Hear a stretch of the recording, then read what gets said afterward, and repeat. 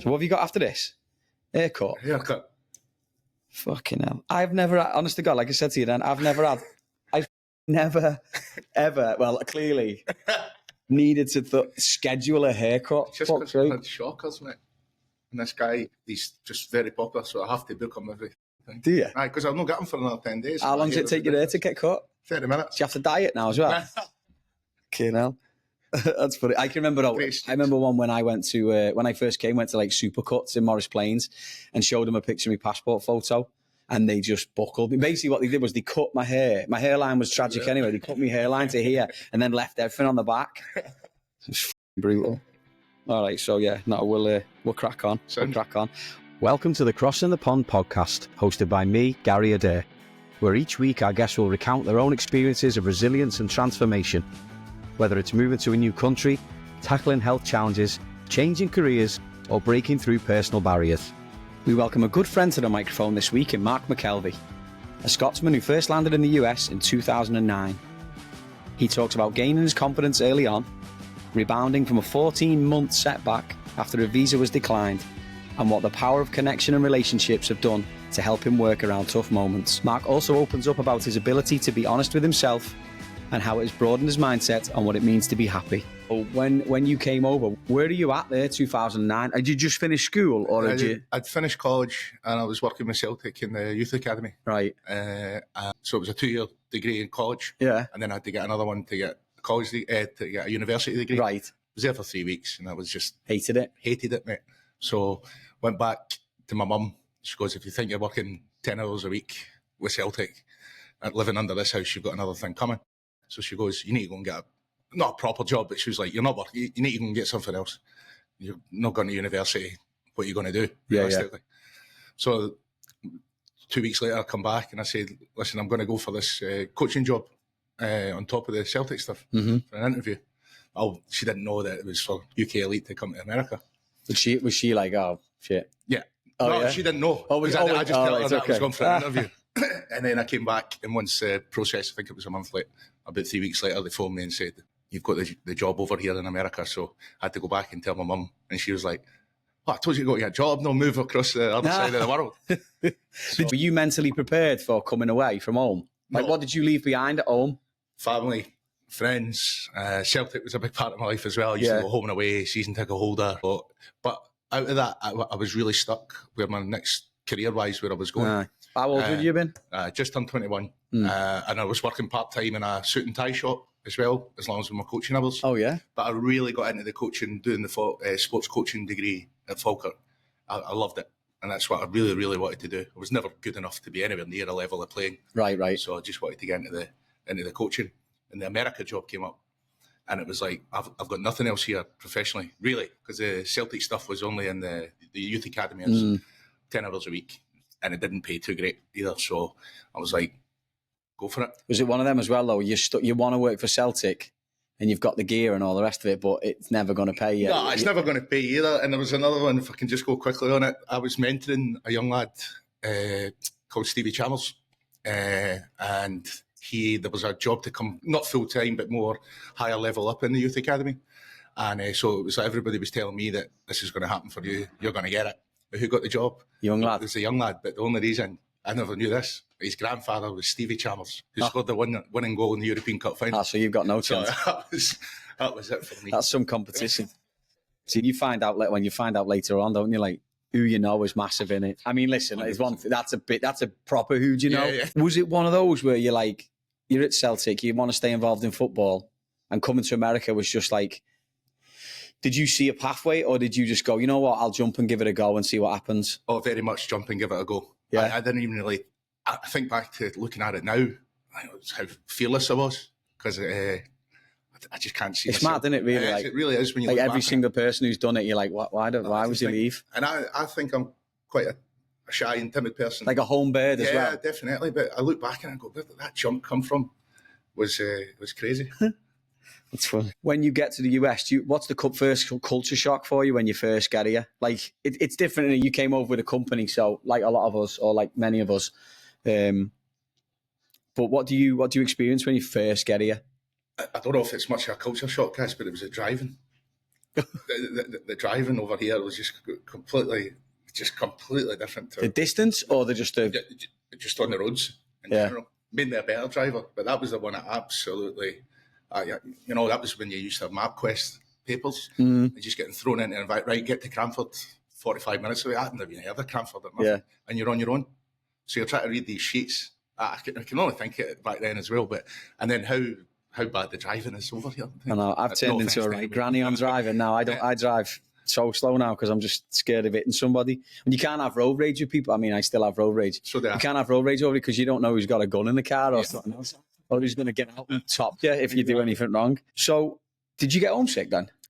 First 6 weeks, I really did. Not to the extent where I didn't think it was going to be for me. I had 5 other guys in the house, and 4 of them were returners, and they were really nice to me. But they had their own close connection.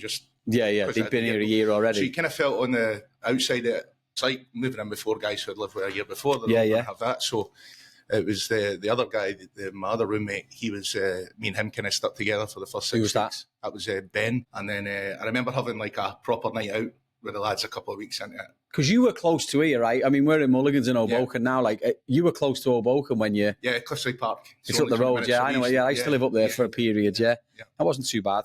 Because, like, sometimes the lads get shipped out. So you were at least close to the city and close to everything else.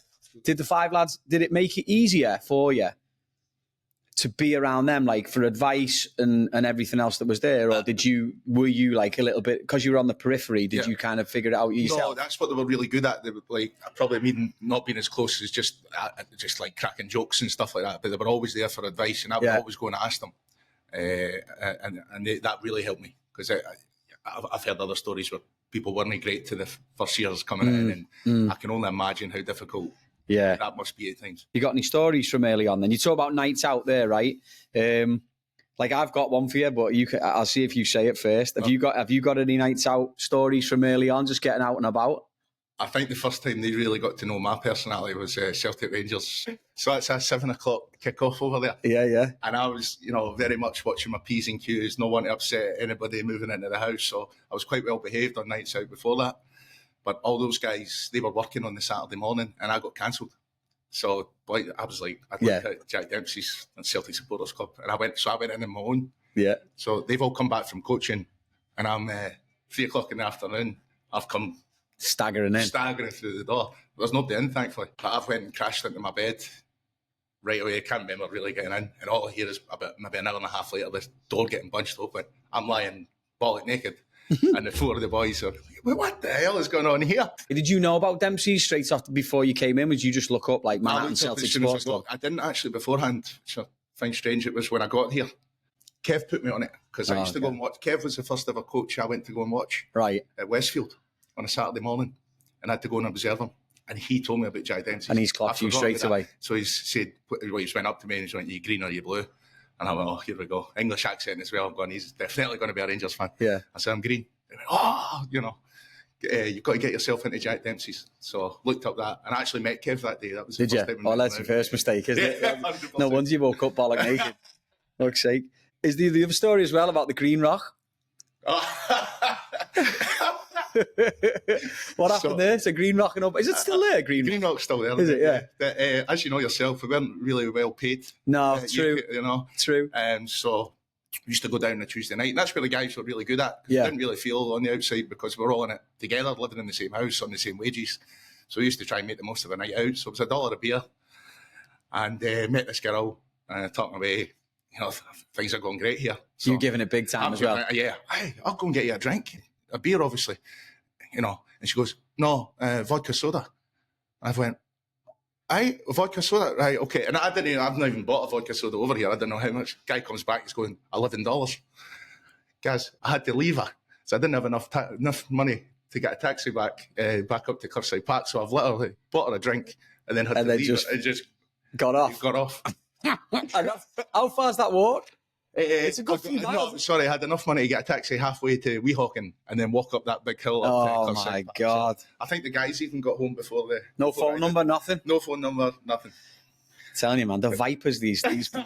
Don't even say, I wouldn't even buy a drink. Like a soda ever again, it still cringes. $11. How much you have on you? Like 15 quid? $20, mate. You talk about Dempsey's a little bit as well. Like, what does it mean going to Dempsey's?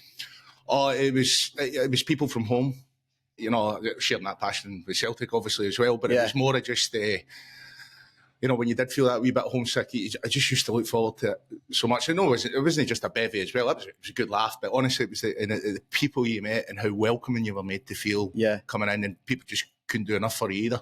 Did you find yourself in... And I'm sure the longer you've been going there, because you've been here for a while now, when you come over in a group with a football company, you're all on the same wavelength, aren't you? You're all kind of in the same... You move in the same circles and you're doing the same things. But when you go into a Dempsey's and you start meeting other people, did that get you a little bit more in tune with, like, there's more to life than football over here? And coaching and... 100%, absolutely. And you start making friendships out with that UK elite area as well, even out without the house. So you're not relying on the guys, you know, in the house, not along just the company as well. Yeah. It was that other side of the life that you had on your own, if you know what I mean, which I think makes you more comfortable in living over here, where you've got various different groups of friends. You're not relying on maybe 2 or 3 people. Yeah. Do you think that helped you? Do you think that helped your mental health early on? Like, or do you think I don't know what the phone calls were like. You said you were homesick in the first 6 weeks. Did people back home or other people say, do you reckon they noticed a change in you after those 6 weeks or after that 2 months or whatever it was? I think so. I think like my mum will always say that, you know, I was phoning home quite regularly at the start, just things like that. Yeah. So maybe not more so me, but just not phoning as much as I was. Yeah. Because you were just becoming more comfortable. You know, you were talking to other people, you were striking up different relationships with other people. Well, you're not relying on your family. And it sounds horrible, really, because you're kind of letting go, aren't you? Yeah. You're not relying on them. You can rely on other people. You can make this phone call to this person because they can help you out. Exactly. Or this person will help you mentally as well. Now, that's key, isn't it? All right, so you're coming from Celtic. So you're dealing with a certain standard of player, right? Yeah. Decent, focused. 100%. Football in England, Ireland, Scotland is a lot different. Absolutely. From what it is. The mentality is different, right? What's your first coaching session like when you first get over here? So, I don't know if you ever did it, but we were at Faberfield, Glenrock. Is in the back of my head for the rest of my life. I get there. I can't remember the name. UK Petite. Was it Petite or something? And, you know, it's 3 to 5-year-olds for 3 hours. Had you done that before? Never in my life. Okay. Never in my life. And even when they do the orientation, they do it with us, not young kids. Kid, you play the role of a kid, You play the role as a kid. Yeah. So I rock up, and it's a massive programme, so whole football field, and it's split into quarters, and everybody's got like 16 3-year-old kids for the first hour. It's horrible, isn't it? And it's not at the parents' stay when the kids are that young as well, so it's not even just you and the parents. So I try to get all my kids in, but I'm looking over there, and everybody else's field looks all structured, well, as much as it can be. But the kids are all running around having a great time. My kids are just sitting there looking at me and sitting on the soccer ball, 3-year-old, and the parents are looking at me as well. I'm looking at my watch. It's 2:01 here, and you're going till 3:00. Now, I know that doesn't sound too long, but when you've got 16 3-year-old kids, it is a heck of a long time. Mm-hmm. So I'm going, and that's a mistake. I'm standing over them. I'm trying to be, enthusiastic, and obviously my accent's not going down too well at the time, because this little girl, I'll never forget it, guys. As I'm standing up, this little girl gets a soccer ball under her arm, comes round, and tugs on my shorts as I'm trying to get everybody going. And all the parents are looking at me, and I don't know, I bend down. I goes, "What is it?" She goes, "I'm really sorry, sir, but we don't understand Spanish." And the whole place erupts. Parents and everything. Parents and everything. So it was embarrassing for me at the time, but it kind of broke the ice a little bit. It kind of made me relax a little bit. But honestly, I thought I was speaking Spanish. And I went home that day, and I went, I don't think this is going to work for me. If they think I'm speaking a foreign language. Does that explain why you were on the bar at the end after the Euros last year? She goes all the way back. Aye, Mark. I had a few San Miguel's that. Yeah, does that knock you though? Does that knock your coaching back? I can have a laugh about it now, and it's a good story, but my God, mate, when I went home, I could have cried. Yeah. It really did. And I remember getting a phone call about the week later, and it was, you used to get like observed and stuff like that. And they said, "Oh, not too sure about this guy." I always remember that. And that really knocked me. But I was like, When you think about it now, no, I know. When you think about it now, but the thing is though, when you come over, you don't know because you're 21. I was 22 when I came over. Like you want feedback, and you've never really had feedback before, have you?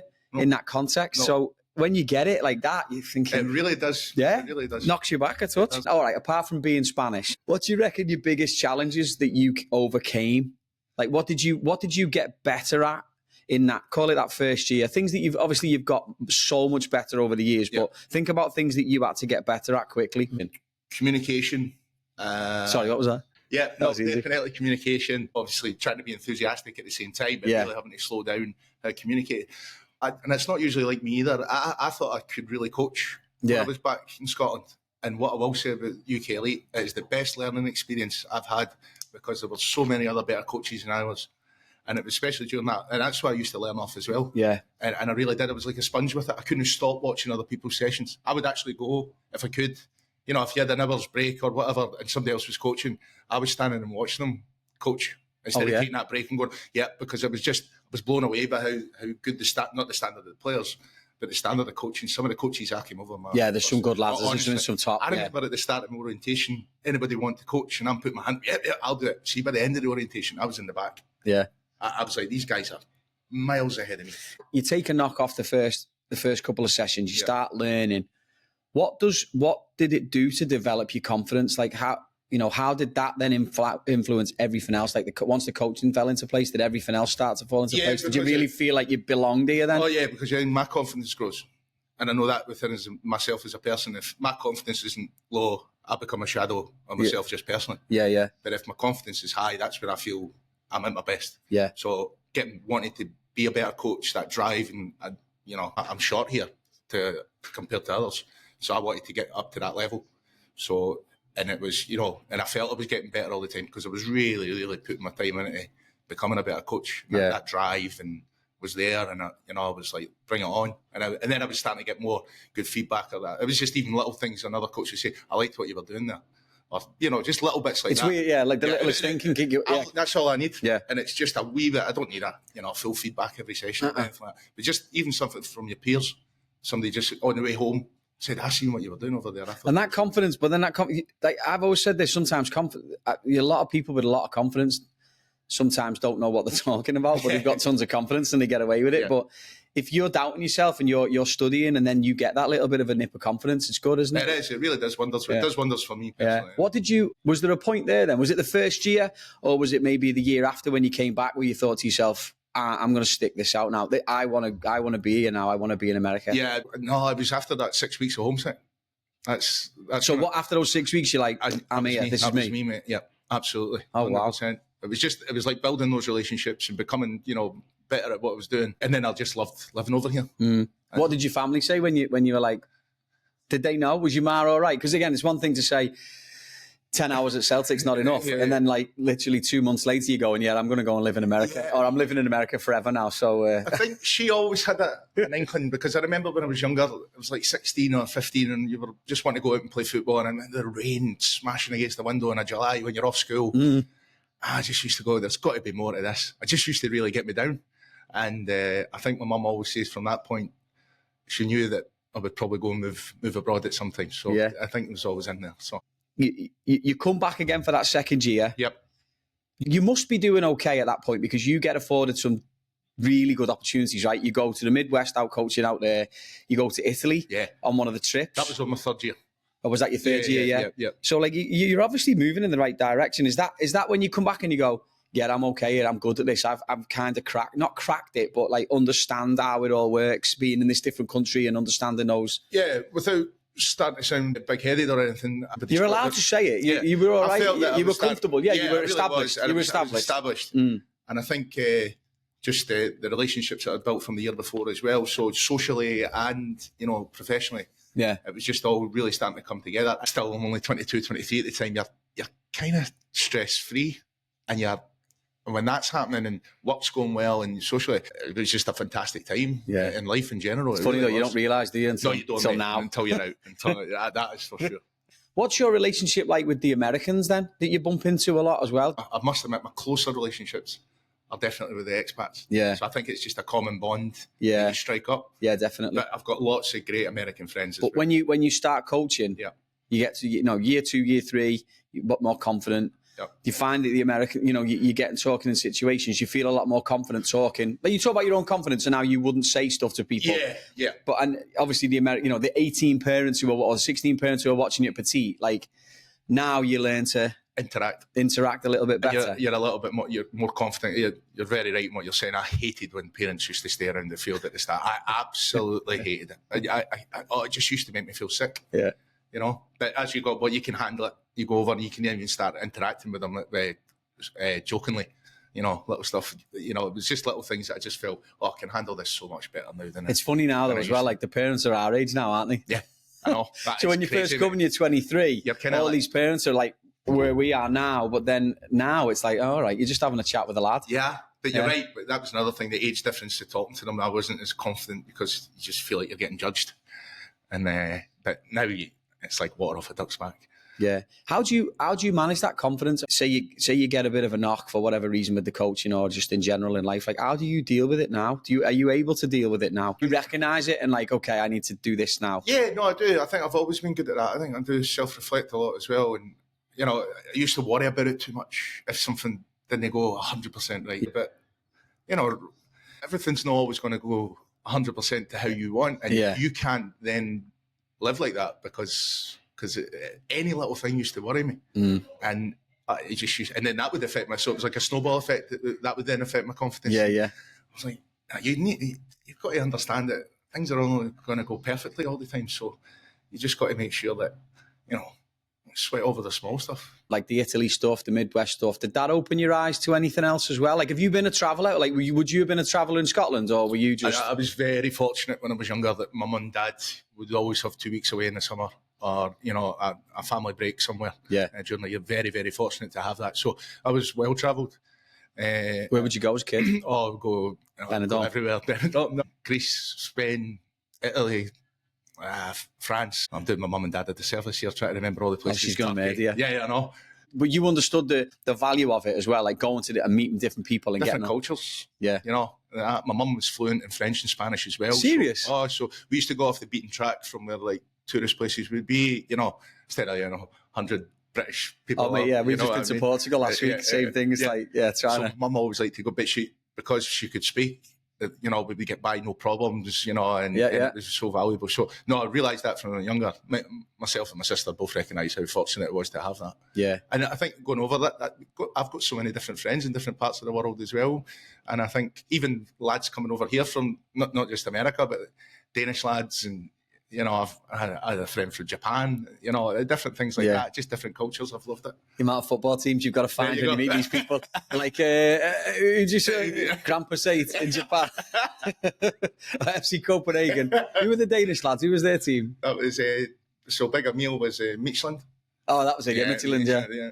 Oh my God, yeah. You've got to know the teams of all the people. That's the one thing that gets you through the door. That's a good thing about being here as well. Like, there's so many different people from so many different... And if you've travelled and you're open to it all, it's easier to embrace it, isn't it, as well? Absolutely. And I think it's a conversation starter as well. Something like, I went to watch Celtic in Copenhagen. So when I'm first met the Danish lads like that, I said that, I've been to Copenhagen. And, just it's little things, but it strikes off It really does, isn't it? I mean, have you always been like that? No, I've kind of always been like that. Yeah. And I do think it's just because, like I said, I was so fortunate when I was younger to travel different places. Just try and find that common ground with people. I would always find that common ground. And it usually came around with football. Yeah.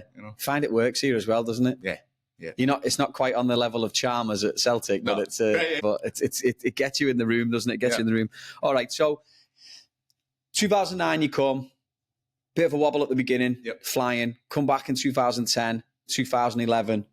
You go to Italy, you're on the coast, you're on a track, right? Yeah. In your head, you're like, nice one, this is what we're going. 2012, your visa gets knocked back. Yeah, so 2012, top of the world, went travelling, Australia and New Zealand with my partner at the time. And then went through Europe for the last 3 weeks as well.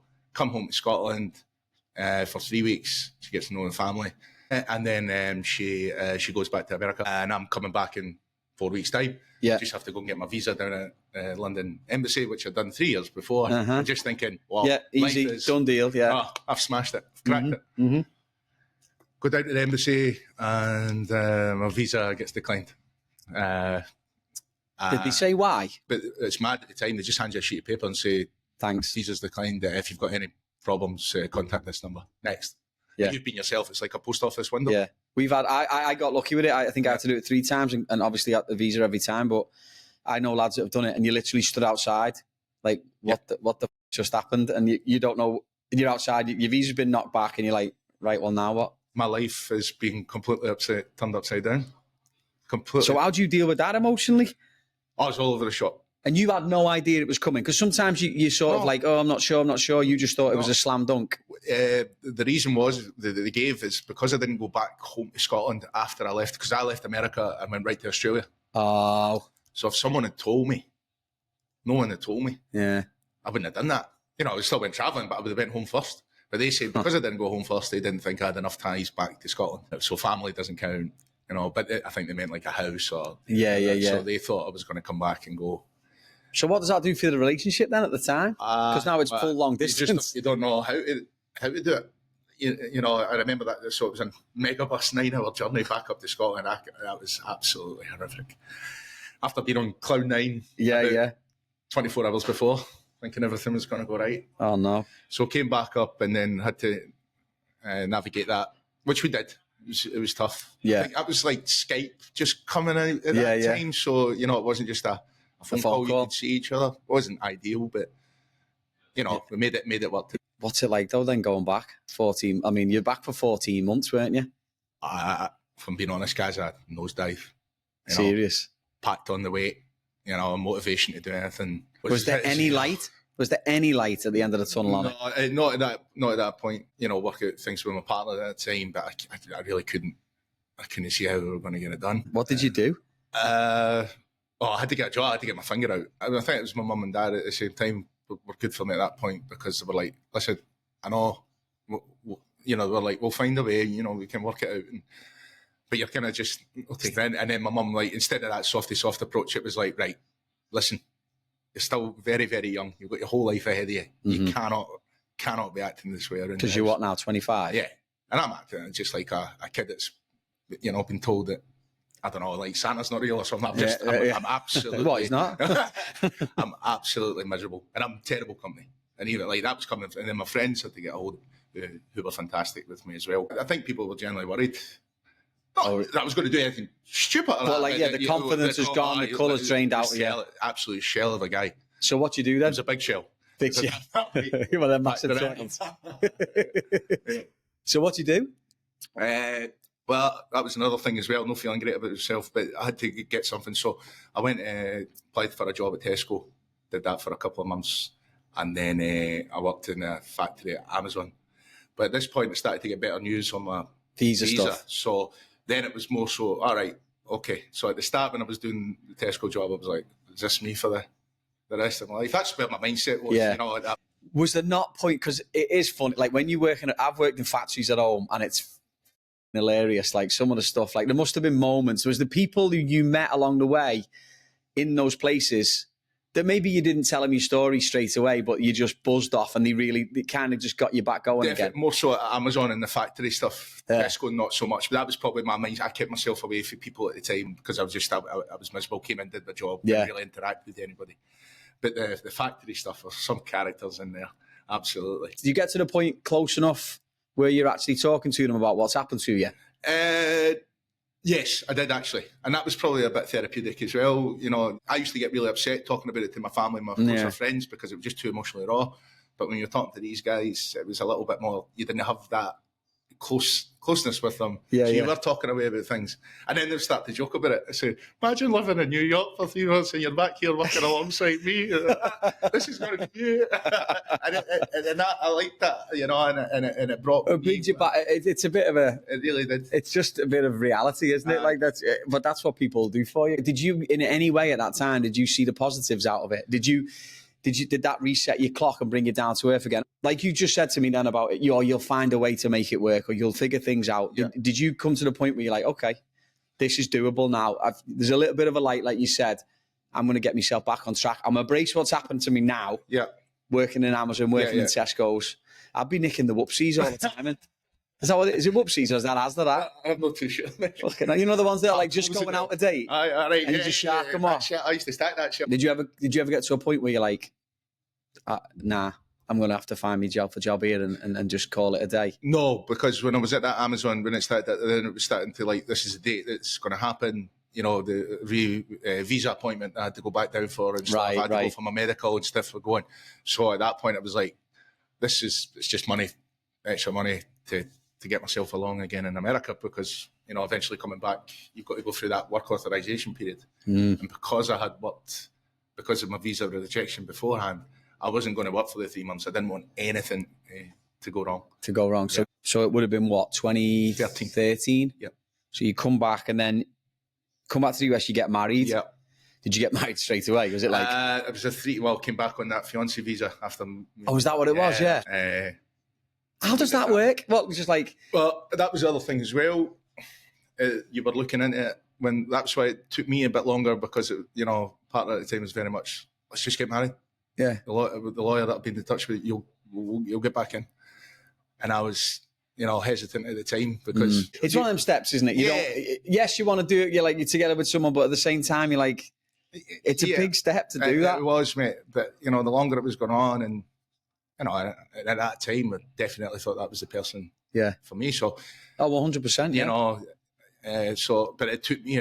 So it was probably my fault that I was stuck longer, because it took me 3 or 4 months to, you know, eventually ask to do it. So well, it's because you're not a snide. Yeah.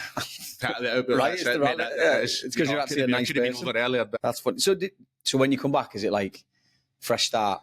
Fresh start, definitely. Because were you working with UK Elite? Yes. Yeah, I went back to them. They kept a position open for me, but it wasn't, you know, back in. It was like more independent, hiring me as an independent. Did you feel like you had to prove a point now because people had shown faith in you, and like you say, your 100%. Relationship was still going and everything else? Did you feel like there was a massive pressure on you? I was forever grateful that I had something to go back into.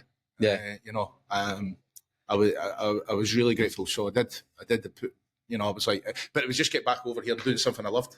And again, like, absolutely no disrespect to people back home living their jobs. It wasn't for me. Yeah. And I had something snatched away from me.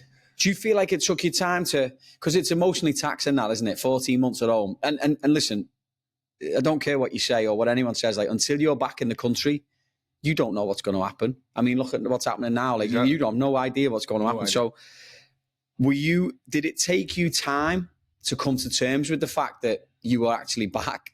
It did. To sink in? Like, I was just... Like you said, 3 months, checking your shoulder, not working, trying to do the right thing. Yeah. It was everything. But I was just becoming so much more grateful in life as well. It was little things. It was just little things. You know, this is great. This is fantastic. This is, you know, I'm like, oh, I've got my life back here. Yeah. And again, everybody was so good to me when I was back home, where I was absolutely miserable. People were, you know, just so good. But I just knew my life was where I wanted to be, was back here. Yeah. So 2015 is when you went out independent, start working for yourself. I mean, you got the visa at that point, right? You can do whatever you want, work authorization. How did you draw on what your experience before? Like they say, the people you've met along the way, call it Dempsey's, call it whatever, call it Mulligans, and here the people you meet. Like, how have you drawn on people to get yourself sort of a bit of a network and build up yourself a little bit, build up your brand as an independent coach? So for me, because of that confidence, I'd come right back, and what I'd learned from behind, how to really interact and talk with people. I used to drive about various places in New Jersey and just look out for coaching sessions, and, you know, not knowing where one of their times were or anything. I was just driving around, or on a Sunday, if I only had one game on a Sunday with one of my teams, just to build it, I would go and, you know, look up the schedule and see what teams were on, and I would have business cards, and I would go out and talk to other coaches. Listen, do you have a coach within the club? Or, you know, no, we've got one or two. Is there any room for any more? Do you know the president of the club that I could get a contact to? And I was obviously searching online for that type of information as well, but I always feel I'm better face-to-face rather than over a... See, that's ballsy. Okay. I wouldn't do that. Oh, no, I did, because I was so... And everyone would say that I'm like a confident person, but... No, I would go up and talk. But I wouldn't have the guts to do that. Yeah, I would go up and just wait until after the game or whatever. Not during the game or anything like that, but just as they're coming off, I would just go, listen. Is that just one of those things, like, I need this? Like, not desperation, but like... focus on it and I'm going, this is what I'm going to do. Yeah, but it was, from a financial aspect, because when I started to do that, part of the time was, she was very supportive of me going and doing this. Right.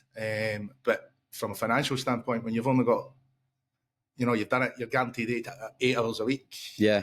I ain't going to be nowhere near enough. So it was like, right, I'll need to go and chase this and make it happen. But you've seen it full circle a little bit there as well, though, like with the who you know stuff, right? Like you've had chances and opportunities because you've done a good job, and now because you know people and you've been here and done it, like that would have helped you along a little 100%. Bit as well, right? Well, you've got me an absolute belter still to this day. Oh, that can. No, and I wasn't fishing for that. No, I know you weren't. No. I think you're probably sick fed up at hearing it, because I'll tell everybody that who you meet for the first time, I'll always say this man here.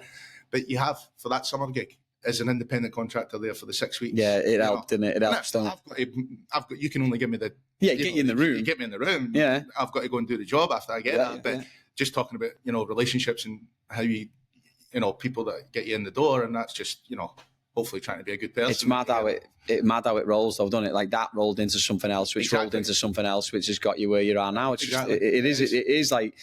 Who you know, innit? For sure. Not sure what the word is for that, but network maybe, I don't know. I'm sure something like that. What kind of challenges come with working for yourself? Chasing chicks. You are, yeah. That was checks, by the way, not chicks. Communication 101. It's bad, isn't it? Chasing checks is horrible, isn't it?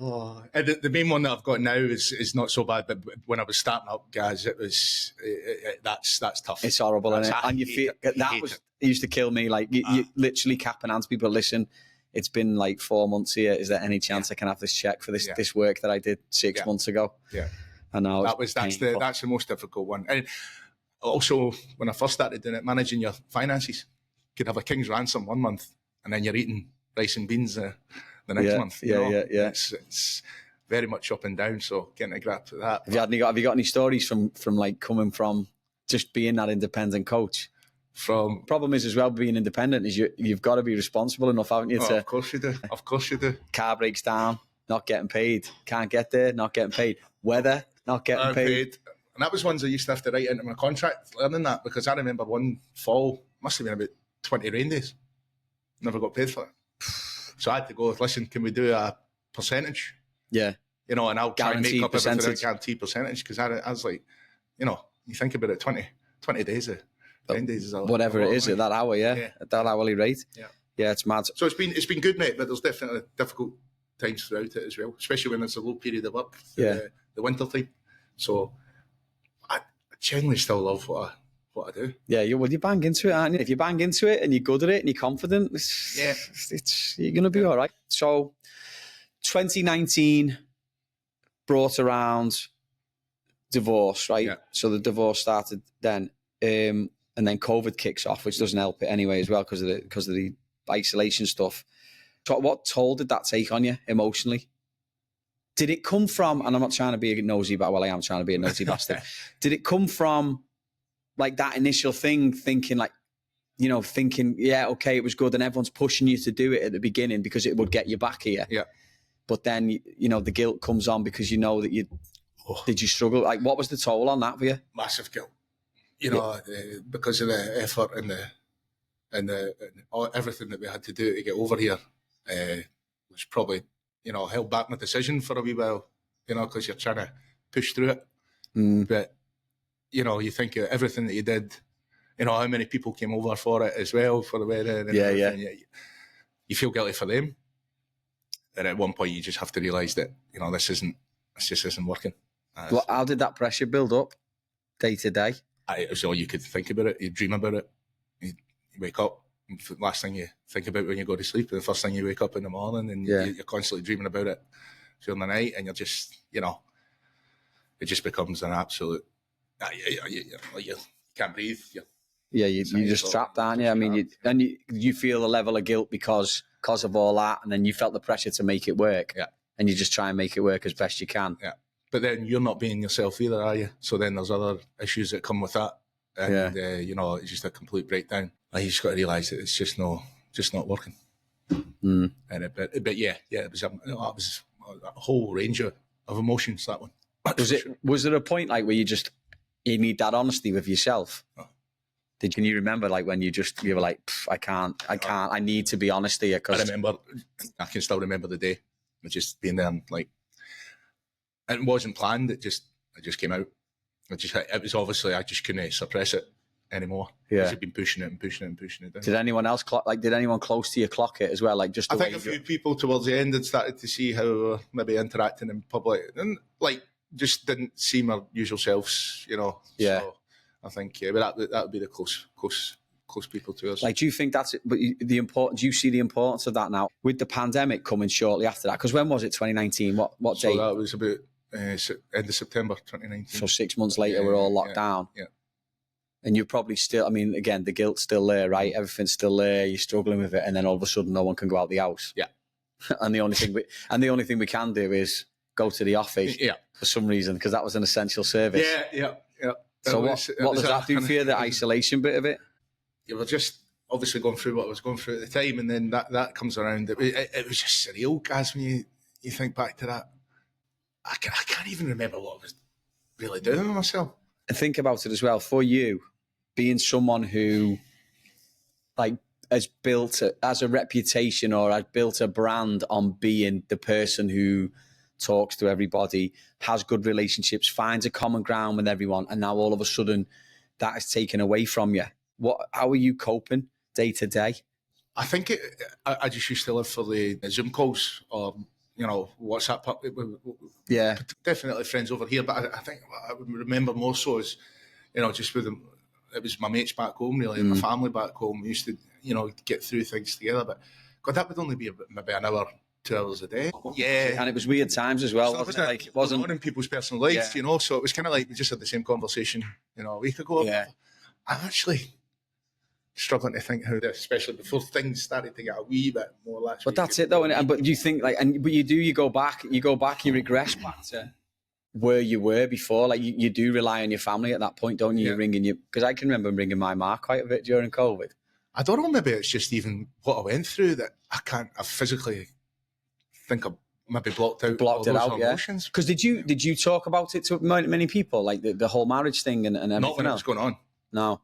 After it, then people were probably sick fed up. But even then, though, like there'll be people, because you do sort of drift out in and out of things when you see people, but you might not have had the chance to express it to everybody, right? And then all of a sudden you're locked down, so you don't even see anybody again, and it builds up again. I know you got sent back home and you got denied the visa in 2014 or 12. Was there any points there, like where you've hit the floor and you've gone, Jesus, this is about as low as it gets for me? Like, I still think 2012, if I'm being honest. Yeah. I really do, because I see myself in pictures and stuff.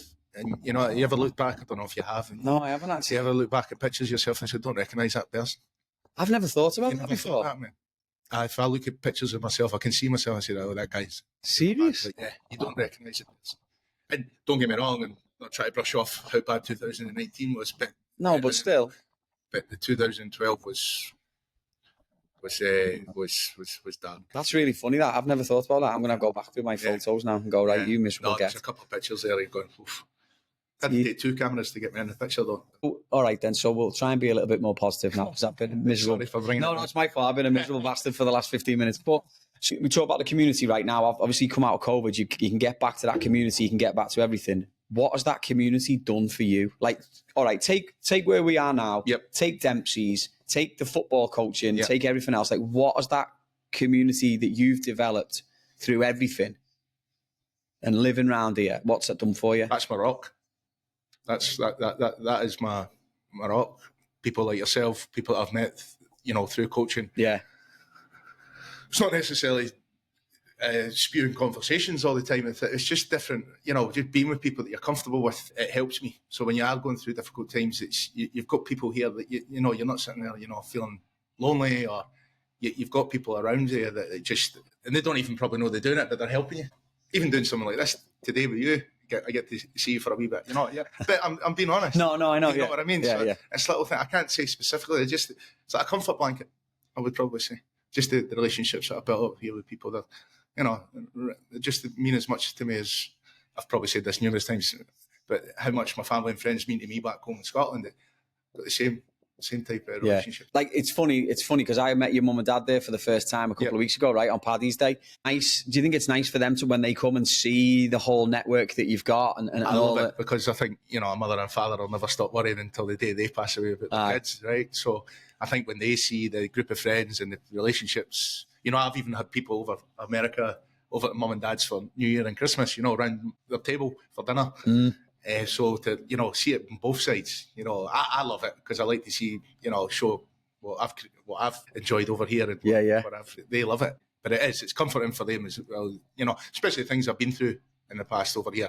Yeah, that they see he's not on his own. He's got good people around him. That's nice. Has there been people that you didn't expect that maybe have come and really helped you at times where you've been on your arse? Without giving him a big head, and I won't name it, Kev. Yeah, Kev was. I was like, he's my great mate. I was going to say like a father figure, but it was right from the very start. Oh, we can call him father figure. Yeah, he's old kid. Nah, maybe not. Father figure, maybe. Uncle figure. It really was, Kev. From a coaching standpoint, some of the drills that he showed me back in 2009, I still use to this day. Right. And I think he thought I was at it and just looking for a free morning. He goes and delivers the sessions. But I was defending sessions. And I hadn't really coached the defending aspect of football at that point. Something I hadn't really done. Right. And I was, you know, he gave me the aim, but the Celtic stuff as well. But it was also just there. It's good, solid advice that he gave me over the years as well. So he's been massive for me. It's just nice knowing, isn't it? There's people, but people do step up, don't they? And come and help you and have a chat with you, and they'll take you in or 100%. Take you out or whatever you need at the time. 100%. I think even it was just. You see, Kevin, yourself and Ralphie have been massive for me as well. You know, just helping me.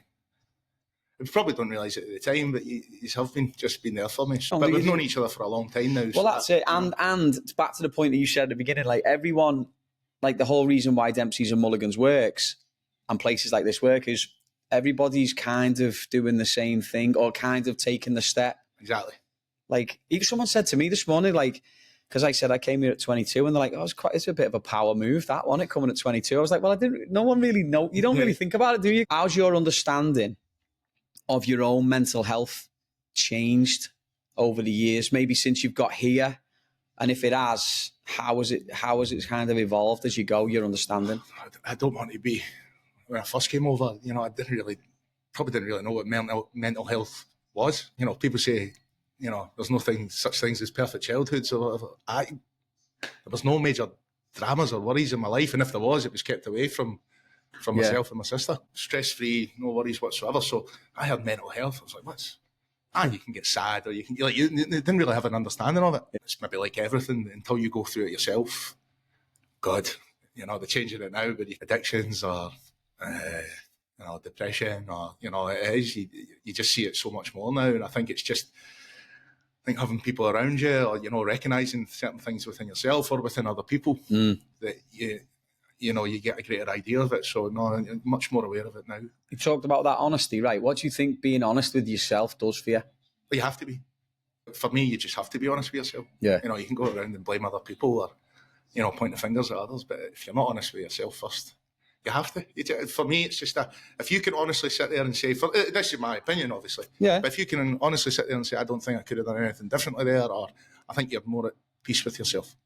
But if you think, if you're lying to yourself, and when you're lying to yourself, and I think everybody does. Yeah, exactly. Maybe don't want to agree, but I think that's it for me, for sure. What advice would you give to little Mark? Well, not so little Mark, because you're quite tall. Don't sweat the small stuff. Yeah. It's just such a worrier. When I was younger, I still to an extent. I am proper. But I think I've got slightly better at it. Yeah, you just can't control everything. You can't. Things are going to go wrong. And I know it's easier when you're out of it and you've stepped back from it, and it's not easy to say it when you're in it. But I think I've got better when I'm in it. That things will get better. Things will improve. But again, that comes from you've got to be honest with yourself and what you can do to move that forward. Yeah. All right. What are you most proud of, the things that you've done in what you've done in the last 15 years, creating a life over here. You know, I've had a few, definitely it's been a bit of a roller coaster. But I've created an environment and a place that I absolutely love living in. You know, and even with the really tough times, I still look back and go, so creating that, and taking a jump where, you know, a lot of other people maybe had the opportunity to do so and haven't done it. Yeah. You know, might regret it that they've not done it. You know, life's moved on in a different way for them. I took that opportunity and, you know, I think that would be, I'm making that jump because I don't think that 38-year-old person now would take that 37, 38 in a couple of weeks. Yeah. But am I still celebrating your 30th birthday? I thought we were going to get away with doing that. Well, mate, thank you so much. That was class. Guys, no problem. Proper class. Appreciate the time today. Honesty is a good title as well because it was a lot about that, so that's cool. All right, before you go, okay, quick fire questions for you. All right. And I know the answer is definitely not Chalmers, but who's your favourite Celtic player? Henrik Larsson. Henrik Larsson. It's an easy one, isn't it? Have you ever stolen anything? Beatie out of Tesco. Not when I was working though. Fuck off, mate. No one cares. You've never took something out of Amazon, mate. I stole £150 worth of melons when I worked at. All right, favourite place in the US? That sounds terrible. Hoboken. Mate, honestly, listen, we have this all the time, and I always go, "Oh, it's Nashville or it's something else." But where we are is ridiculous. You're spoiled, aren't you, by what you've got? I am, mate. All right, go-to karaoke song. Oh, I'm not much a karaoke singer. Dancing in the Moonlight. You sing Get Yes Sir I Can Boogie every time it comes on the telly. Dancing in the Moonlight. Dancing in the Moonlight. All right, sound. First Scottish thing you're going for when you get home? Oh, aye, bro. One Scottish phrase that Americans will never get when you say it or still don't get when you say it? Get to. Aye. How many times do you reckon you've danced on the bar in Mulligan's after England have lost? How many tournaments have you been in since 2012? Oh, Jesus, well, yeah, every one of them. From then on in. Is it true that they're your Mars glasses? Yes or no? Not these ones, but they used to be. Okay, now he's wearing Mars glasses for so long. I definitely was Farah, yeah. That was Farah all day. And then the last question, is it true that you own Protestant land in Scotland and are technically a lord? No comment. Take that as a yes, mate. Nice one, mate. Thanks very much. Appreciate it. Well. Cheers, mate. Cheers. Hope that was all right, mate. Thanks for listening to today's episode. If you or someone you know has a story to share, we'd love to hear from you. Reach out to us via our socials or visit www.crossingthepondpodcast.com to get in touch. Please be sure to subscribe, like, or leave a comment if you can. Thanks so much for listening, and we'll see you next time. Across Pond Podcasting.